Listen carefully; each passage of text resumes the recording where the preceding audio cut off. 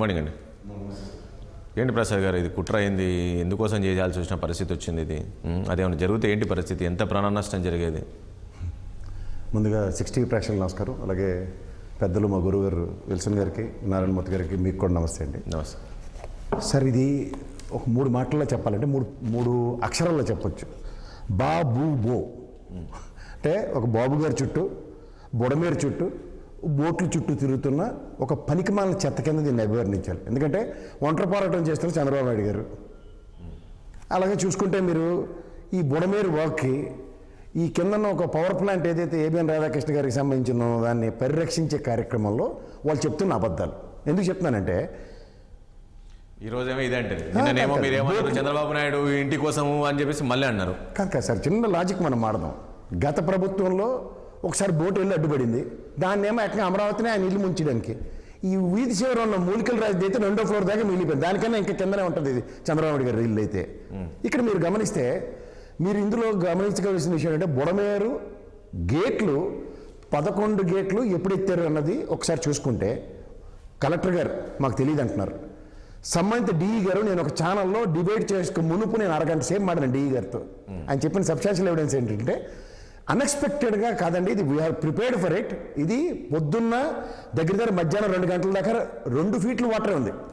And సబ్సిక్వెంట్గా anonymous, ఎందుకంటే ఖమ్మం నుంచి వచ్చిన ఎగువ వాటర్ అంతా కిందకి తగిలింది. రెండోది ఏంటంటే కృష్ణానదికి తరలించే దగ్గర దీనిపైన ఒక పోలవరం కాలువ ఒకటి ఉంది, ఎగువ కాలువ. అది 19 మీటర్ల హైట్లో కనుక కృష్ణానది ప్రవహిస్తే ఎగువకు తంతది అది. ఇవి వాస్తవాలు. ఇక్కడ దీన్ని ఎవడు పడితే ఆడు మసిపూచి మారాడు. ఇప్పుడు వీళ్ళిద్దరిని తీసుకొచ్చారు. ఎవరిని? ఒకళ్ళేమో ఉషాద్రి, ఇంకోడేమో రామ్మోహన్. ఈ ఏ కమ్యూనిటీలోనైనా వాడికైనా బీరకాయ పీస్ చుట్టాలు ఉంటాయి. ఇప్పుడు ఎవరో దాకా ఎందుకు సార్, నాది ఎగ్జాంపుల్ ఇస్తారు. నాది ఎగ్జాంపుల్ ఇస్తారు. నా పేరులో కాదంబరి అని ఉంటుంది. ఇప్పుడు ఆ అమ్మాయిని ఎవరో తీసుకొచ్చారు బొంబాయి నుంచి, ఈ కాదంబరి ఆ కాదంబరి ఒకటంటే నేను ఏం చేయగలుగుతాను? That's my name. అంటే మా నాన్నకి ఆ పేరు ఇష్టం అని చెప్పి నా పేరు పెట్టుకుంది. అంటే మీ ఇంటి పేరా కాదంబరి? కాదండి, నా పేరులో కాదంబరి అని ఉంటుంది. ఇంటి పేరుతో నేను ఎవరికి అనవసరం. నా పేరు కాదంబరి సత్యప్రసాద్. కాదంబరి అని పదం ఉంది కాబట్టి ఆ అర్థానికి వీడికి సంబంధం అంటే ఏం చేయాలా? ఇంకో విషయం చెప్తా, ఎవరో ఎందుకు మనకి ఈ రోజుల్లో అలా సినిమా డైలాగ్ ఒకటి వచ్చండి, గూగుల్ మాత్రం ఉంది, ఇలా కొట్టగానే అలా వచ్చేస్తుంది. బాబు ఇది జూమ్ చేయి, జూమ్ చేయి బాబు, జూమ్ చేయమో సార్, ఒకసారి జూమ్ చేయి. ఈయనేమో లోకేష్ గారితోనే ఫోటో దిగండి. ఎవరైనా చూడండి ఫోటో ఒకసారి. అంచేది ఏంటంటే ఏం చేయాలా, ఏం చూడాలా, ఇవన్నీ అంటున్నా. ఇప్పుడు నేను చెప్తుంది అదే సార్. ఇప్పుడు ట్విట్టర్ లో టీడీపీ వాళ్ళేమో గో వైసీపీ ఉన్నారని పెడుతున్నారు. అదే చెప్తున్నాను, అదే వైసీపీ గో ఇక వీళ్ళు అని చెప్పేసి వీళ్ళు చెప్తున్నారు కదా. నేను ఇది కూడా చెప్తున్నాను సార్. ఒకళ్ళేమో తలసేల రఘురామ చట్టం అంటారు, అవును. ఇంకోళ్ళేమో కోమటి జయరామ్ గారు చట్టం అంటారు, ఇంకోళ్ళేమో వైఎస్ఆర్సీపీ పేజీలో తెలుగుదేశం అంటారు, తెలుగుదేశం వాళ్ళ పేజీలో వైఎస్ఆర్సీపీ అంటారు. ఇక్కడ మీకు ఒక అక్కడ ఫోటో కనబడుతుంది కదా, మీకు ఒక చిన్న విషయం ఉంటుంది సార్. పేపర్లు బండ బూతులు రాసేస్తున్నాయి. ఎలాంటి బూతులు రాసేస్తున్నాయి అంటే, ఒకటి ఎందుకు తెలుసా అండి ఇంత చర్చలు అవుతున్నాయి. మేము ఆ డిఈ గారిని పట్టుకొని నానా తెప్పలు పడి మాట్లాడి ఆ 11 గేట్లు ఎలా ఎత్తారో ఇదంతా నేను ఎక్స్ప్లెయిన్ చేస్తుంటే, ఆ నియోజకవర్గ ఎమ్మెల్యే గారిని కూర్చోపెట్టి ఆ లరికథ కాలక్షేపం ఎలా ఉందంటే, రాత్రట 50 మంది హుటాహుట్ని వెళ్ళి పూర్వకాలం అశోక్ లేని బండ్లు చూడి పవర్ స్టీరింగ్ లేనప్పుడు తిప్పినట్టు అలా మాన్యువల్ గేట్లన్నీ ఎత్తారట. ఫండమెంటల్ లాజిక్ అండి. మా గురుగారు కూడా ఉన్నారు సార్. ఒక 15-20 సంవత్సరాల తర్వాత ఒక గేట్లు ఎత్తే కార్యక్రమానికి తెరలేపితే అధికారులు నోటీసులు కూడా ఎవరికైనా దమ్ము తీరి ఉంటుందా? మీరు ఒక విషయం చెప్పండి, నిన్న జరిగిన ఆ ప్రమాదం అది కుట్రనా లేక సాధారణంగా వచ్చిన వరద అంటావా? సార్ మీకు మళ్ళీ సాధారణంగా వచ్చి వరద, మా వరదలో వరదకి అశ్రద్ధ అంటారు. వరద వస్తుందని ఇన్వర్టబుల్ సిచ్యువేషన్ అందరికీ తెలుసండి. ఇక్కడ రేవంత్ రెడ్డి గారు వచ్చిన లాజిక్ పడారు. ఎగువలో వస్తున్న వాటర్ గ్యారంటీకి వస్తుందని చెప్పి మొత్తం 2 సార్లు నాగార్జున సాగర్ని క్లియర్ చేశారు ఆయన.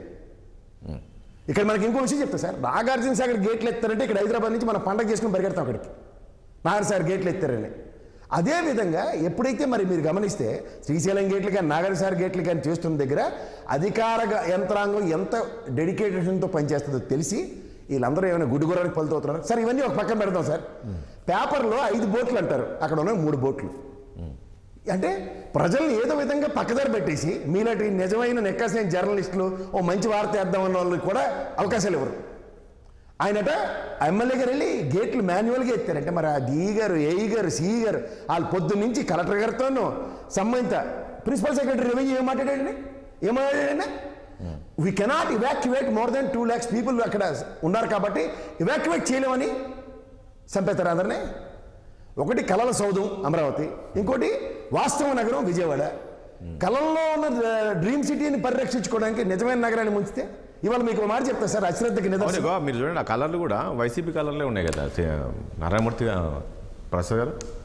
రంగులే ఆ రంగులు చూడు. ఇప్పుడు జాతీయ జెండాలో గ్రీన్ రంగు ఉంటుంది సార్, బోర్డు మీరు ఏది పడితే అది మాడేస్తారా రంగు అంటే? వాళ్ళు చెప్తున్నారు సార్ ఆ బోర్డు జూమ్ చేసి చూడండి, ఎల్లో రంగు ఉంది అక్కడ చూడండి. వైసీపీకి చెందిన బోర్డ్స్ అవి, ఆ మధ్యలో ఎల్లో రంగు కనబడుతుంది. వైసీపీ బోర్డ్స్ వేయండి అమ్మా సార్. అది బోట్లో వాళ్ళకి దొరికిన తర్వాత ఉషాద్రి అండ్ ఆయన ఎవరంటే కోమడి తాలూకా మనిషి దొరికినప్పుడు వాళ్ళకి మీరు ఇటుపక్క సొట్టరికాయలు కలుపుకొని తలసరి రఘురామకి వేసేయండి, అటుపక్క సొట్టరికాయలు తరుపుని తెలుగుదేశండి. అందుకని ఆ బోట్లు ఏంది అన్న దాని మీద చర్చలే. ఇంకోటి వీళ్ళు చేతకంతనంకి ఎప్పుడో రిటైర్ అయిపోయిన నాయుడు గారు వచ్చి ఆ గేట్లు బాగానే ఉన్నాయి, ఆ వెయిట్ చేస్తే సరిపోద్ది, 2 రోజుల్లో పరిష్కరించేది. అంటే ఏవైతే వీక్గా ఉన్నాయో అక్కడ మరి తుంగభద్ర గేట్కి ఇదే బాధ. మనందరి తప్పు కాదు సార్, మనం వదిలేద్దాం పక్కకి. కేఆర్ఎంబి ఉంది సార్, గోదావరి రివర్ బోర్డు ఉంది, వాళ్ళకి ఎగువ నుంచి ఎంత వాటర్ వస్తుందో వీళ్ళందరినీ చేతావనిచ్చేవలసిన పని బాధ్యత వాళ్ళకి లేదా? అక్కడ 3 బోట్లు ఉన్నాయి మీరు అన్నట్లు, కరెక్ట్. అక్కడ 5 బోట్లు అని చెప్పి, మరి 5 బోట్లను పెట్టగలిగితే ఎన్నాళ్ళు పక్కదారి పెట్టిస్తారు? గతంలో కూడా ఇదే బోటు గేట్ కట్టబడితే అదంతా అటుపక్క ముంచడానికని ఒక కథ. ఇప్పుడు కూడా బోటు కనబడగానే మళ్ళీ అదే కథ పునరావృతం చేస్తారు. అంతేగాని వాస్తవాలు మీకు మోడస్ ఆఫ్ ఆపరెండా గురించి చెప్పలే. అవునండి, పోలీసులే నివేదిక ఇచ్చారు కదా. ఏం చేస్తారండి పోలీసులు సార్? దీనివల్ల అక్కడ మీకు వెయిట్స్ డ్యామేజ్ అయ్యాయి, గేట్లు ఎత్తి దించే కార్యక్రమానికి విఘాతం కలిగింది.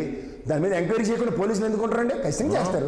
ఆ బోట్ల అధిపతులు ఎవరన్నా పట్టుకుని తీసుకొచ్చారు. అవును, ఫస్ట్ ఏదో అనుకున్నారు, అది కూడా సరే ఏదో ప్రమాదవశాత్తు వచ్చినాయి అనుకున్నారు, కానీ తర్వాత వాళ్ళు విచారణ చేసి అసలు విషయం బయటపడ్డది అంటున్నారు కదా. ఏమన్నా బయటపడింది? అదే ఇదంతా ఇదంతా తాళ్ళు కాదు, యాక్చువల్గా గొలుసులు కట్టాలి. మామూలుగా ఇంత పెద్ద వరద వచ్చినా కూడా తాళ్ళతో లైట్గా కట్టి పెట్టేశారు. ఇదంతా కూడా కుట్ర జరిగిందనే కదండి. ఇంత పెద్ద వరద వచ్చింది, ఇంట్లో టీవీలు ఫ్రిడ్జ్లు అన్ని తీసుకెళ్లి సురక్షితమైన ప్లాంట్లో పెట్టుకుని తర్వాత ప్రశాంతంగా వీళ్ళు బయటికి వెళ్ళాలి అన్నది కాన్సెప్ట్. కానీ అక్కడ 2.5 లక్షల పైచిలకని ప్రభుత్వం లెక్క, 3.5 లక్షలని అఫీషియల్గా చెప్తూ కేంద్ర మంత్రి గారు వచ్చి 6.5 లక్షలని చెప్పినప్పుడు మీరు ఎక్కడ ప్రాబ్లం అయిందో దాన్ని అడ్రస్ చేయలేరా? బేర్ మినిమం చెప్తున్నా, 6.5 లక్షల మందికి ఇంత కబుర్లు చెప్పేస్తారు విల్సన్ గారు ఉరివేసి చంపేయండి అని. కేంద్ర తక్షణ సాయం రూపాయి ఇచ్చారా? ఉరి తీసేయాలని చెప్పేసాడు ఆయన. ఉరి తీసి చంపేమనండి సార్, మాకే అభ్యంతరం. కానీ తక్షణ సాయం సపోజ్ ఏమైనా జరిగి ఉంటే ఒక ప్రసాద్ విషయం చెప్పండి, నిజంగానే అంత ఆ స్థాయిలో ఇప్పుడు 50 నుంచి 60 టన్నులు ఉంటుంది, అది తగిలి ఎప్పటికీ ఆ వరదతో కూలిపోయింటే ఏంటి? కాదండి, అది నిజంగా చెప్పాలంటే సార్ ఆ విధంగా కనుక జరిగితే హ్యూజ్ కాన్స్పిరసీ. ఈ మామూలు కాన్స్పిరసీ కాదు. ఎందుకంటే ఆ డ్యామ్ ఏర్పడేసే కార్యక్రమం అంటే చిన్న చెతక విషయం అనుకుంటారా? రెండో విషయం చెప్తా, ఇస్తాను విల్సన్ గారు మీకే ఇస్తాను. కాదండి, కేంద్ర ప్రభుత్వం ₹1 సాయం ఏమైనా చేసిందా? Krishna river board, Godavari river board వాళ్ళ కంట్రోల్లో ఉంటే వాళ్ళ దగ్గర నుంచి అలర్ట్ లేదు. ఇవేమి మాట్లాడరు, కానీ మమ్మల్ని అందరినీ ఊరేసి చంపేస్తారు ఇక్కడ కూర్చోపెట్టి. ఈ అబద్ధాలు ఏంటి అబద్ధాలు? అంచనా వేస్తుంది. కేంద్ర బృందం వచ్చిపోయింది, చూసారు కేంద్ర మంత్రి వచ్చిపోయారు. అప్పుడు కూడా వచ్చారండి మహిళా కమిషన్ అమరావతిలో కొలబడి చేస్తే మహిళా కమిషన్ వచ్చి పారెంటారు వాయిదాలు తీసుకుని పోయారు. ఏళ్ళనే నమ్ముతారు అసలు వీళ్ళకి అమాయకులు కాబట్టి వచ్చా బీజేపీ వాళ్ళు. పనిచేసే సార్ మీరు అలా మరమరింగ్ వద్దండి, మీరు మాడినప్పుడు నేను మాడలే, అదే మాటలు నేను మాడితే మీరు మాట్లాడలేరు కూడా. విల్సన్ గారు విత్ డ్యూ రెస్పెక్ట్స్ నేను మళ్ళీ చెప్తున్నాను, కేంద్ర బృందం ₹1 ఇదిలించింది ఇప్పటికే.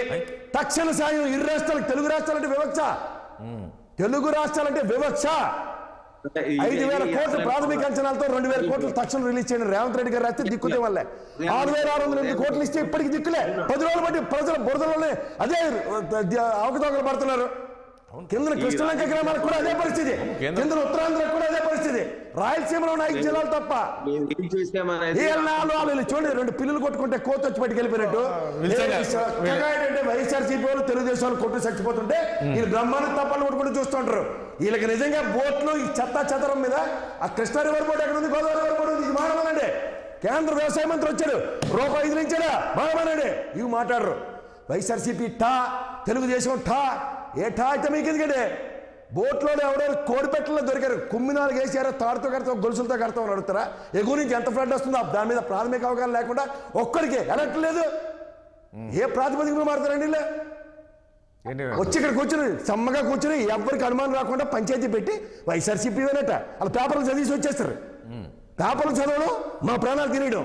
వాస్తవానికి రారు. ఓ డిఈ గారు, సిఈ గారు, ఏఈ గారు ఏం మాట్లాడడానికి అవసరం లేదు.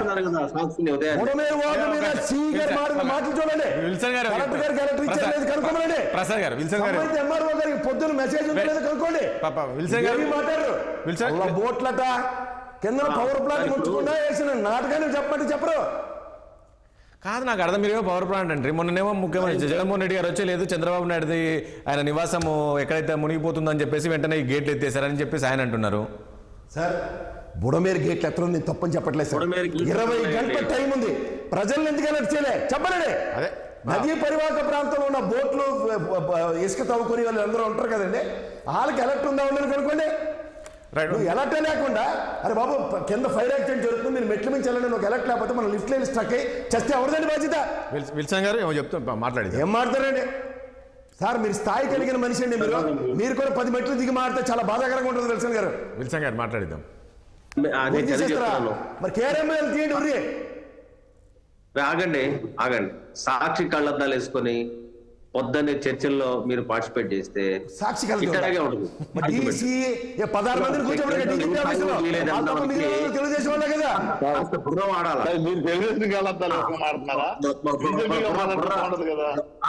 బుర్ర వాడాలా మీరు. కేంద్ర మంత్రి వచ్చింది మీరు ఎస్సీ ఎస్టీ కమిషన్ గా ఉన్నప్పుడే ఇదే రాజశేఖర రెడ్డి గారు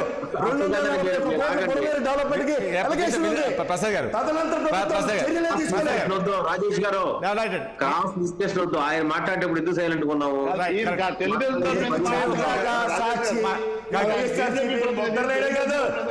అయితే గత 5 ఏళ్ళు సంగనెత్తుకున్నారు కదా వైఎస్ఆర్సీపీని, దాని ముందు తెలుగుదేశాన్ని మళ్ళీ సంగనెత్తారు కదా. ఇప్పుడు కూడా